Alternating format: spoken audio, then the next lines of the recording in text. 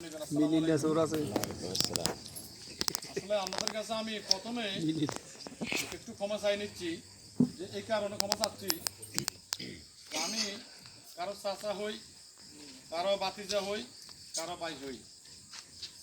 আমি বিগত দিনে আপনাদের সাথে কোনোরকম যদি কারো মনে কষ্ট দিয়ে থাকি, চলাফেরায় আচরণে, আমরা আমাকে একটু ক্ষমা দৃষ্টি দেখবেন।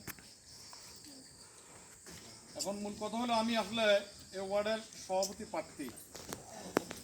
আমার সাথে প্রতিদ্বন্দ্বিতা হয়েছে আমাকে মহিন পূর্বপাড়ার। এখন আমি আশা করছি আপনারা আমাদের এলাকায় যারা আছেন, মঙ্গলবার সবাই কষ্ট করে একটু কামটা যাবেন বাজারে। দুইটা বাজে আমাদের কাউন্সিল আরম্ভ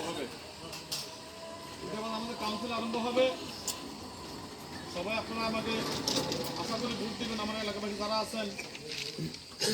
আর প্রথম যে একটা কথা বলে গেছিলাম, আমাদের গ্রামে আজকের থেকে আমাদের কোনো গ্রুপিং থাকবে না, আমাদের গ্রামে কোনো গ্রুপিং থাকবে না, কোনো উৎসব থাকবে না। ছোটো বড়ো যারা আছে সবাই আমরা একসাথে কাজ করবো ইনশাআল্লাহ। আমরা চাই না আমাদের গ্রামের ভিতরে বাইরের থেকে কোনো লোক আসা আমাদের গ্রামে কোনো হিসাব হোক।